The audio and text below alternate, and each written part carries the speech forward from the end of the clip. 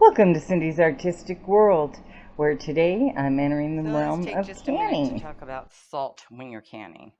Okay, this looks like your regular old table salt. It's Morton, but if you read the label on this, you'd see it's not iodized. This is good for canning. It's called plain salt. Here's Strader's version, where they plainly market plain salt. This is your iodized salt. Iodization came about in our salt as a way to get people to consume iodine and help prevent goiters. Look that one up. Anyway, this you can use in your everyday everything, but when you can, it is better to use plain salt because it retains the texture, actually the color.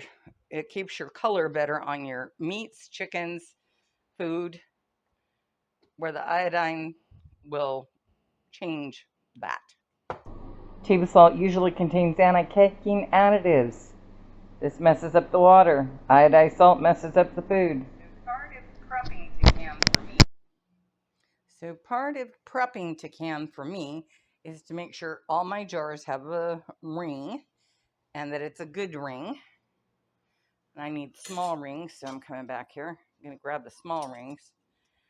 You want to make sure they're not dented is basically the thing. Because if they're dented or overly rusty, you can have an issue. So we'll make sure all of the jars have a ring. I need the lids. Yeah, I got a stacker in here. So because of space, I stack mine inside one of the rings. And these are all new, but you still want to check them and make sure they're good. On the lid, when you look at this gray edge or your seal, whether it's gray or the reddish clay color, you want to look for a sheen. If it does not have a sheen, it's dried out and most likely not going to seal. You also want to make sure, although these are brand new lids, you want to make sure that this part doesn't have any corrosion, uh, anything that's going to give you more issues.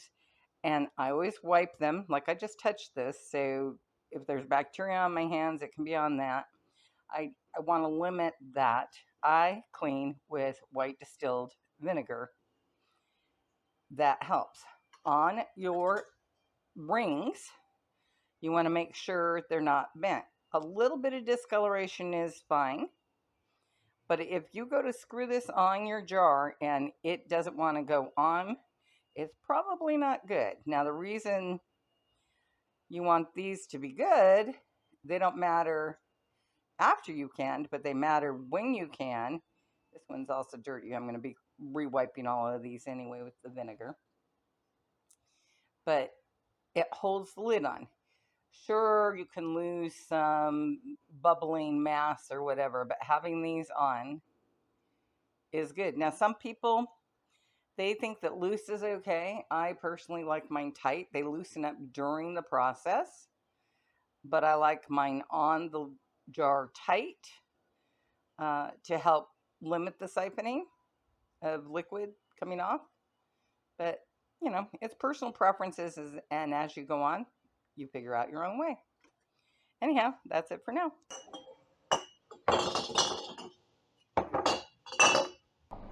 Well, I'm moving my jars closer so I can get ready to start soaking my lagoons.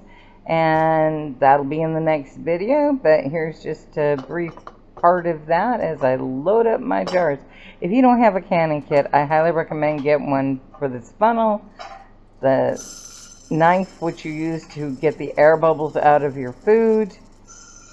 Anyhow, here I am putting in the lagoons. You don't fill your jars very full unless you pre-soaked, but I soak in my jars.